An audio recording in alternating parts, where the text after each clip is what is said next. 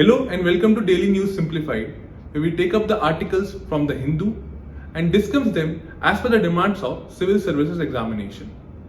The topics of the discussion are listed on your screen. Moving on to the first article of the day that has appeared on page 4 of the Hindu. Basically, it talks about transfer of pleas from the High Court to the Supreme Court regarding the same-sex marriage. Now, the Delhi High Court had sent a batch of petitions seeking recognition of same-sex marriage under the various laws of the Supreme Court. Now, the case is long stretch as earlier the centre had opposed any changes to the existing laws on marriage to recognize same-sex marriages, saying such an interference would cause complete havoc with the partners, and having a sexual relationship by same-sex individuals is not comparable with the Indian family unit concept of a husband, a wife, and a children.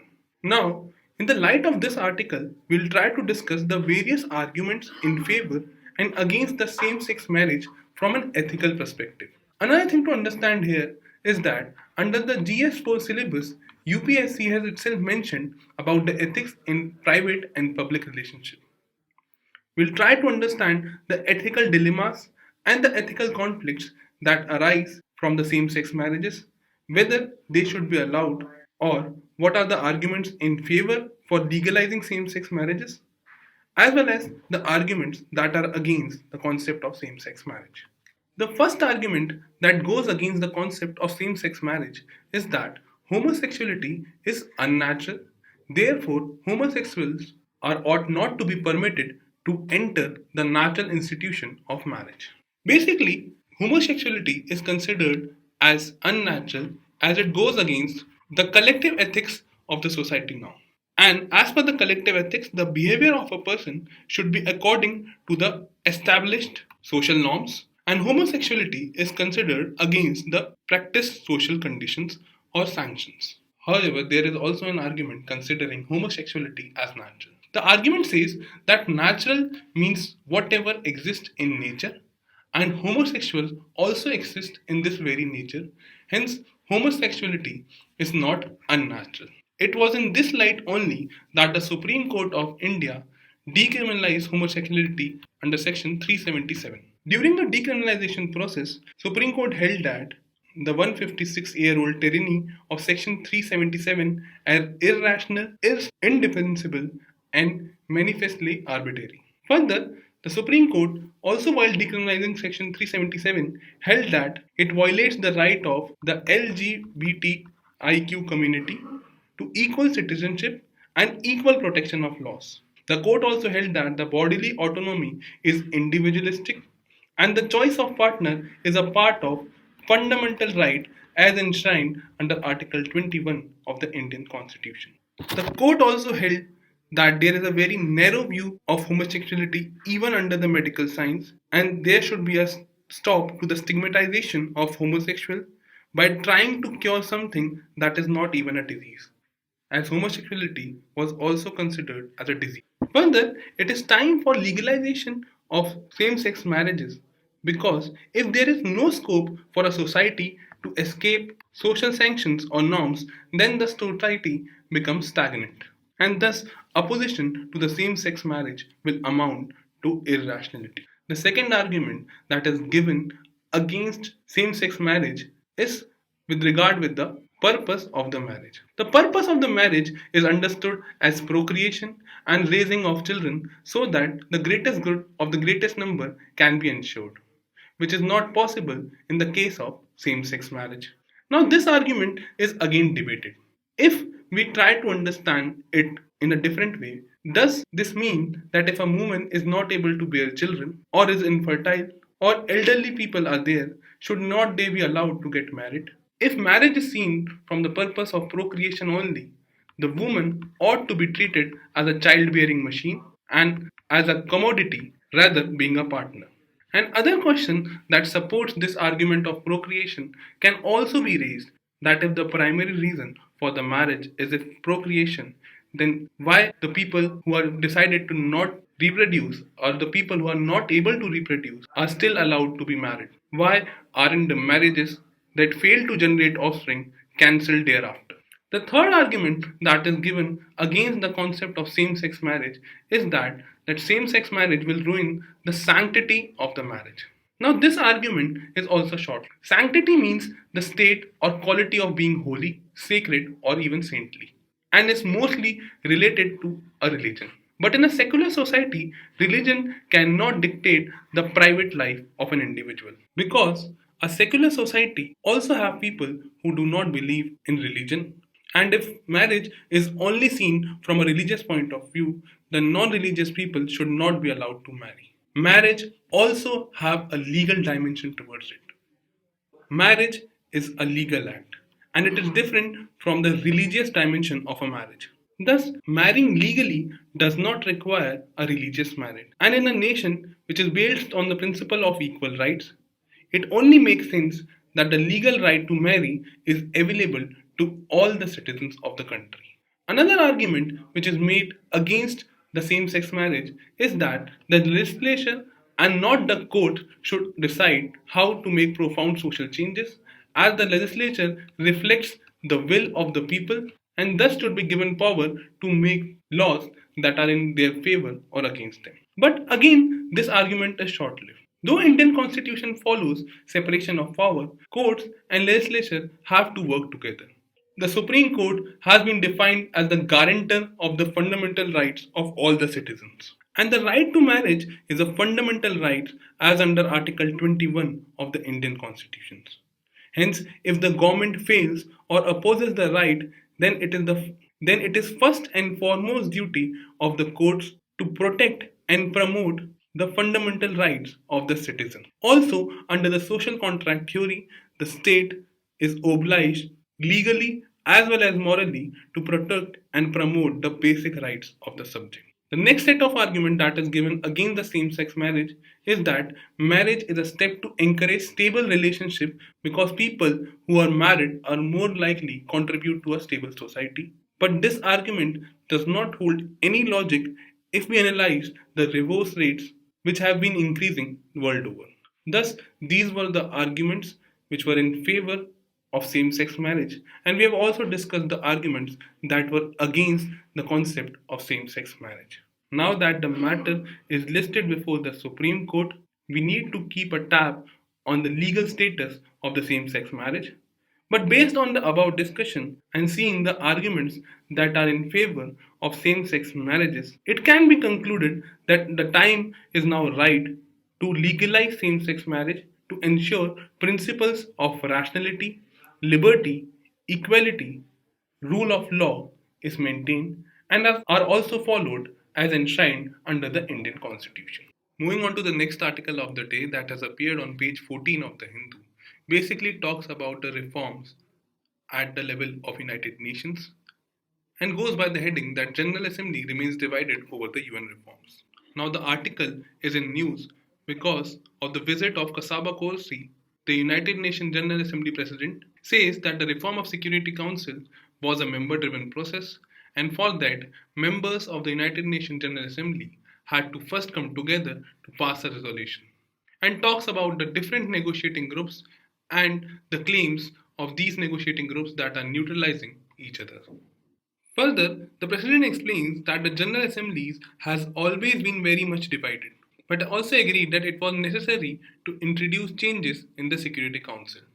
He also talked about the veto power in the Security Council as a system which is now 77 years old and that it has become a tool to block the work of the global body and not to encourage the process. Further, President Korosi also acknowledged India's contribution as it has played a vital role in improving the mechanisms of United Nations and the India's contribution in stabilizing the world which had been shaken by the pandemic and the war in the recent years. Now UPSC under the GS2 syllabus provides for important international institutions, agencies, fora and their structure and mandate. So United Nations becomes extremely important for us from the perspective of UPSC mains examination as in the year 2017 also UPSC has asked about the functions of United Nations Economic and Social Council and the different functional commissions that are attached to it. During our discussion on this article, we'll try to understand why there is a need for reform at the level of UN, what are the reforms or what are the areas where the reforms can be suggested, and at last, we'll briefly discuss how India is in a soft candidature for the United Nations Security Council and the reform process. The first area of discussion is that why there is a need for reform at the United Nations. The first issue is that of changing geopolitical situation. Now, the current United Nations Security Council membership and the working reflects a bygone era. The geopolitics today have changed drastically.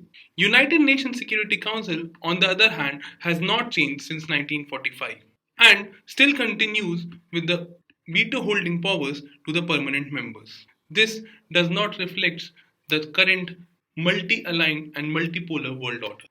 The second need for the reform is that the reform process is long overdue at the United Nations. Since its very beginning, United Nations Security Council has been expanded only once in the year of 1963 to add four non-permanent members to the council. Although, in the same time, the United Nations itself as a body has increased its strength from 113 to 193 members. But there has been no change in composition of the United Nations Security Council in the same time period. So this highlights that reforms in the United Nations Security Council have been long overdue. The third reason that is highlighted here is that inequitable economic and geographical representation among the key factor for the reform.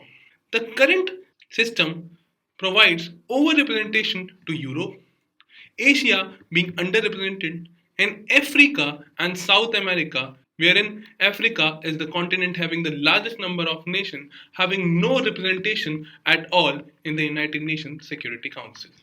The next reason that highlights for the need for reform in the Council is of crisis of legitimacy and the credibility. Now, United Nations in the recent times have not been able to secure credibility and legitimacy for itself.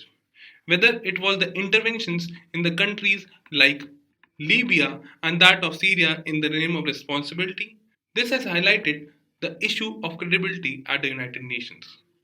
Further, recently, during the Ukraine war, despite of the individual sanctions by the countries and condemnation by countries at the level of United Nations, no decisive end has been brought to this Russia-Ukraine war, which is still continuing. The next crisis here is in the form of North-South divide. The permanent member of the United Nations Security Council portrays the big North-South divide that is already existing. And this is also reflected in the decision-making process related to security. For instance, there is no permanent member from Africa, even though 75% of the United Nations actual work is targeted in the African continent. The last issue that highlights the need for the reform is of emerging threats. Issues such as deepening economic interdependence, worsening environmental degradation, transnational threats coming out of terrorism, also calls for an effective multilateral negotiation among the countries which is based on consensus. But still, all the major decisions of the United Nations related to security, environment, etc., are done today by the United Nations Security Council, invariably by the permanent members of the UNSC. This brings us to the second question, that what are the reforms that can be suggested to the UN? Now, the reforms to the United Nations structure and the Security Council per se can be encompassed in five broad areas. The first area of reform is related to the membership. From many years, member states have been advocating the expansion of the United Nations Security Council, arguing that adding new members will remedy the democratic and representative deficit from which the Council currently suffers. But the disagreement over the new members being given the permanent stature or having a veto power has become a major obstacle in the United Nations Security Council reform. Now, this area needs to be well discussed and a consensus should be obtained in the form of, for example, granting collective veto powers and not the individual veto powers that is currently present with the permanent members of the Security Council. The second area of reform is that related to veto only, and It highlights that the 5 permanent members of the Security Council has the privilege of veto power. And this power has been controversial since the very drafting of the United Nations Charter. And thus there is a need to reform the veto distribution of the working of United Nations. The issue still remains pertinent. The next area of reform for the United Nations is with regard to the regional representation. The debate regarding the Security Council reform has focused on expansion of UNSC, and the focus is on including emerging powers on the council.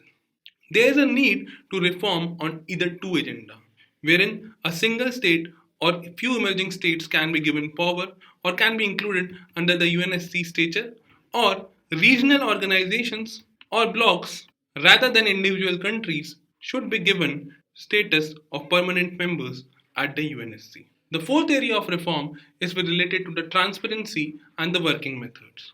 Though the United Nations Security Council has taken several measures to improve the efficiency and transparency in the recent year, the so-called Cluster 2 reforms do not require any amendment to the UN Charter. And Security Council today holds lot more public meetings and consults more frequently with external actors like that of NGOs and multinational and transnational corporations. And thus there is a need to ensure transparency in the working of United Nations with this external actors which is currently absent.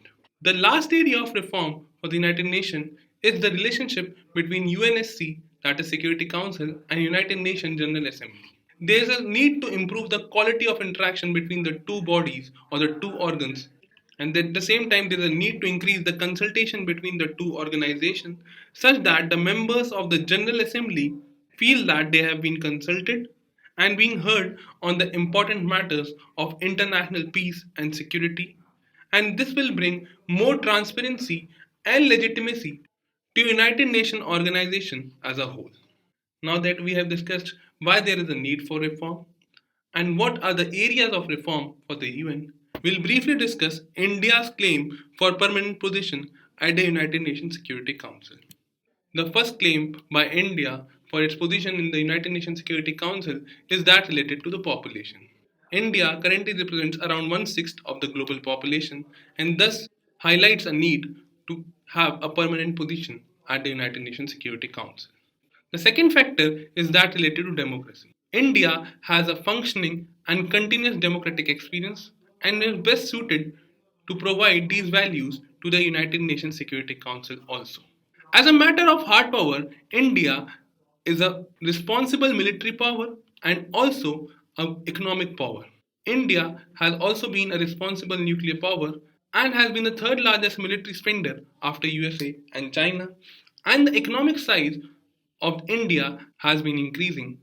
And the future position highlights a sweet spot for India. Another reason highlighted by India is related to the contributions that it has made to UN. India is the largest contributor to the UN peacekeeping operations. India is also among the highest financial contributors to the United Nations, with country making a regular donation to several United Nations organs. India is also a member to the G4 nation, wherein the members are supporting each other's position for a bid to the permanent seats of the United Nations Security Council, which includes countries like Brazil, Germany, and Japan, apart from India under its embargo. Further, India has also been taking active participation in the global affair. India has not only participated in global matters like that of climate change, ozone depletion, countering terrorism, establishment of rule-based order, etc., also highlighted its soft power metrics with yoga and the cultural links that it has now developed. In the field of climate change, India has also launched the International Solar Alliance, and this highlights the growing stature of India at the global level and thus represents its claim for permanent stature or permanent position at the United Nations Security Council. With this, we have analyzed the topic in detail. Moving on to the next article of the day that has featured on page 9 of the Hindu, basically talks about the trial court and the death penalty that has been imposed by them. And the article says that in 2022, trial court had imposed the the trial courts have imposed most number of death sentences in the last 20 years. Now the capital punishment given by the trial courts in India has increased, and Gujarat has awarded the most number of death sentences. This study was according to the annual statistics report of 2022, which was published by Project 39A, a study conducted by the National Law University of Delhi. It is important to understand here that death sentences given by a trial court have to be confirmed by respective high court. So in this discussion, we'll try to understand the relation of capital punishment with Article 21 of the Indian Constitution, increasing trend of awarding death penalty, and also the Supreme Court judgment which has led that conviction and sentencing must be done in different proceedings. Now, this topic falls under the GS2 syllabus of UPSC mains examination and as a whole highlights the need for the reforms in the criminal justice system of India, as well as the need for capital punishment. During our discussion, we will try to understand what basically is capital punishment, its relation with Article 21, the arguments that are in favor and against the capital punishment, and at the last, we will also try to understand the various trends that have been highlighted in the graphs. Now, capital punishment is today also called as death penalty. It results in execution of an offender who is sentenced to death after the conviction by the court. Capital punishment undoubtedly is the most severe form of punishment, and it is the punishment that is provided for heinous, grievous, and detestable crimes against the humanity. Now, we'll try to understand the death penalty and its confirmation with Article 21. Article 21 of the Indian Constitution states that no person shall be deprived of his life or personal liberty except according to the procedure established by law. And the Indian Penal Code under Section 302 provides the reason for death penalty. And the CRPC establishes the process of awarding death penalty. So the process comes from the CRPC and Section 302 of the IPC provides for the reasons. Thus, awarding a death penalty or capital punishment cannot be said to be against the principles of Article 21 of the Indian Constitution, as it is given as per the procedure that is established through law. This brings us to the next question, that what was the Supreme Court guideline in the Bachchan Singh vs. State of Punjab case. Under this case, it was observed that hanging or death penalty in India is done in the rarest of rare cases as per the CRPC procedure. And it was in this case that Supreme Court held that death penalty given to convict is constitutional and will be done in the rarest of rare cases. The court also held that death penalty is lawful for the wrongful and the heinous crimes that is committed by the accused. Thus, the state is empowered to take away life of citizens through procedures established by law if they are found guilty of crime that is committed and is punishable by death penalty, meaning thereby it satisfies the preconditions for the rarest of rare doctrine. This brings us to the next part of our discussion, that what are the arguments in the favor of death penalty and what are the arguments against the death penalty. The first argument in the favor of death penalty is that it is based on the deterrent theory of punishment and sort of instill a fear of punishment, including that of death, among the mind of wrongdoers. However, at the same time, it was held that it does not help in reducing or deterring the heinous crime. And the Law Commission and its recommendation on death penalty under the 262 report also held the same view, that the death penalty does not serve as a deterrence. The second argument in the favor of death penalty is that keeping an accused of heinous crimes alive is morally wrong. It is morally wrong at the cost of lives of number of citizens or potential victims in the society. However, the argument against the same can be given that death penalty highlights the retribution by the state. It ensures retributive justice by the state which deprives a person from his or her life rather than ensuring restorative or reformative justice. A focus on death penalty causes focus to be lost on restorative and reformation aspect of justice, and the retribution of the state may lead to vengeance. The third argument that is in favor of the death penalty is the Article 21. Death penalty in India is given with the doctrine of rarest of the rare cases and is also in accordance with the Article 21 of the Indian Constitution, thus is legally defendable. But at the same time, it is observed that there is a huge time gap Generally, there is a huge time gap between awarding of death penalty and the actual execution. This keeps offenders waiting on a death row and also goes against the concept of justice. Further, the last argument in the favor of death penalty is that death penalty allows for right to appeal.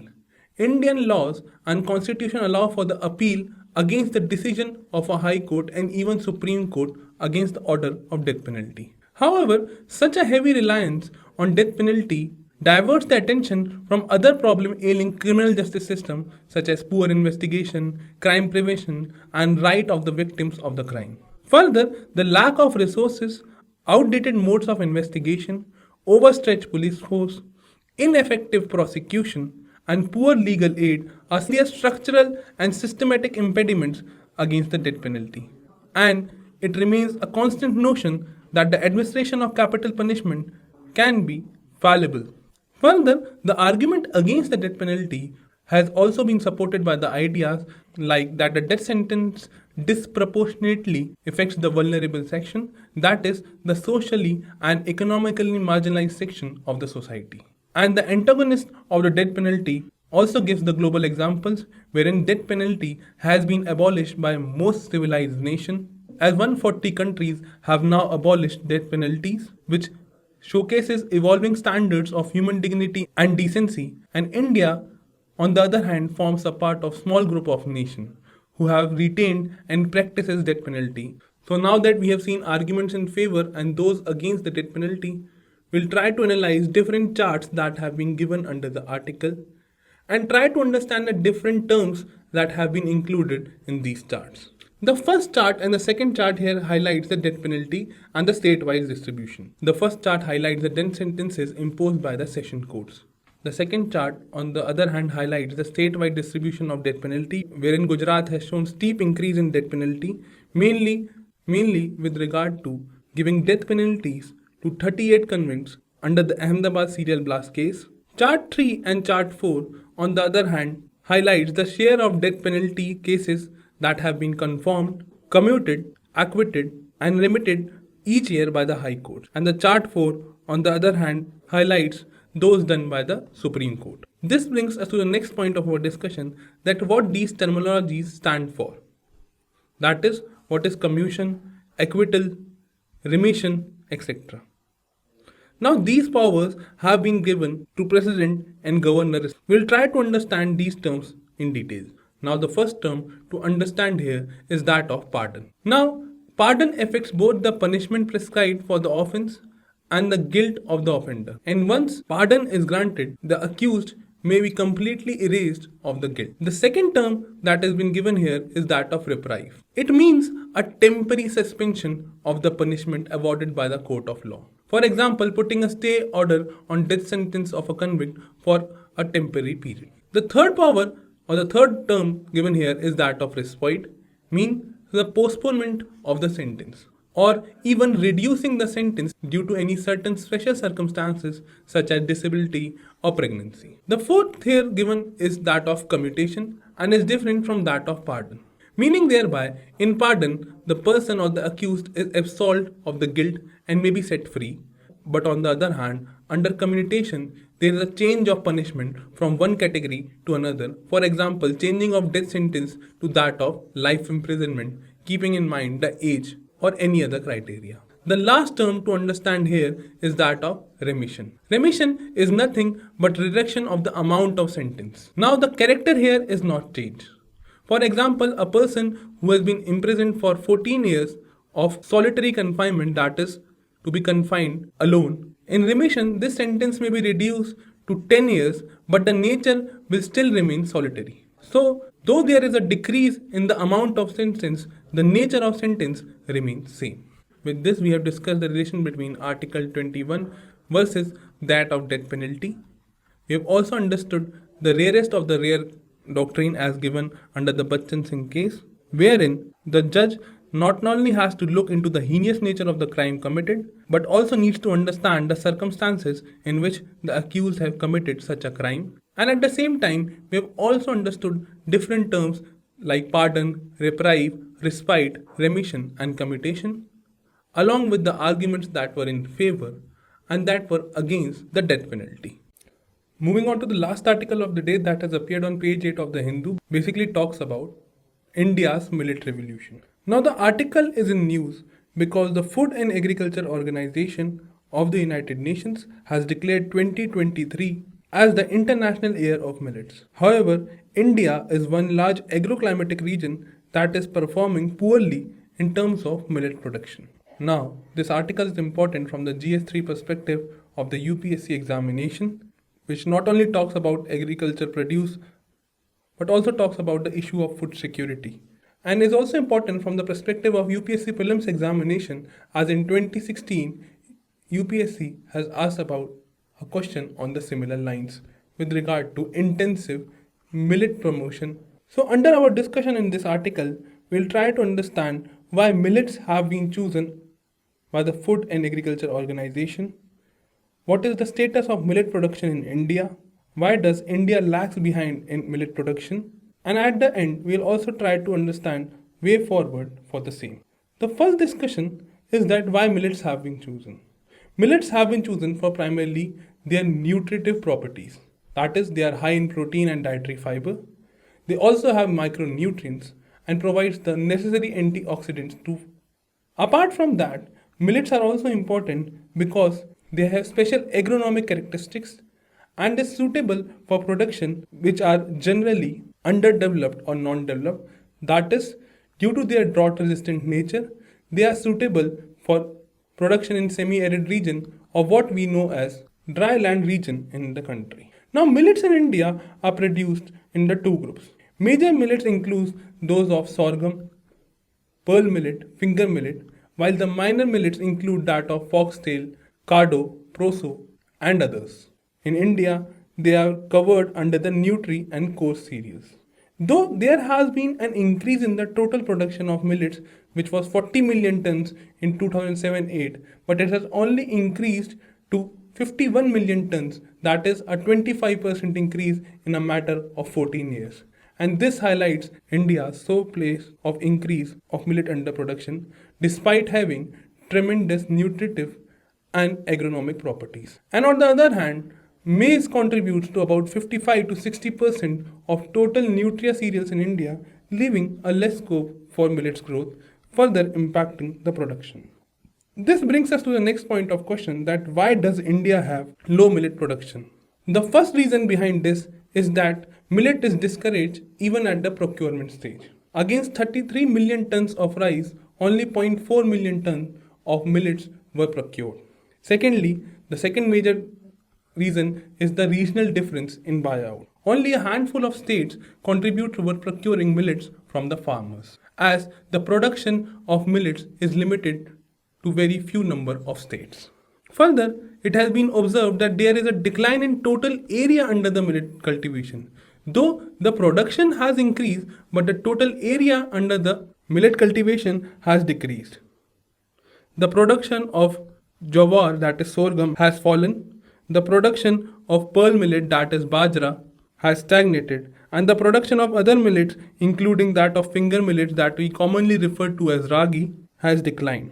And this has also been corroborated by the report of Indian Council and Agricultural Research that area under nutri-cereal has declined steeply from a total of 41 million hectares in 1980s to 24 million hectares currently. Further, the next reason for low millet production in India is that the overall productivity has not increased in comparison to the other cereal crops like wheat and rice. The average yield of jowar was 957 kg in the year 2011-12, which has just increased to 989 kg per hectare in 2019-20.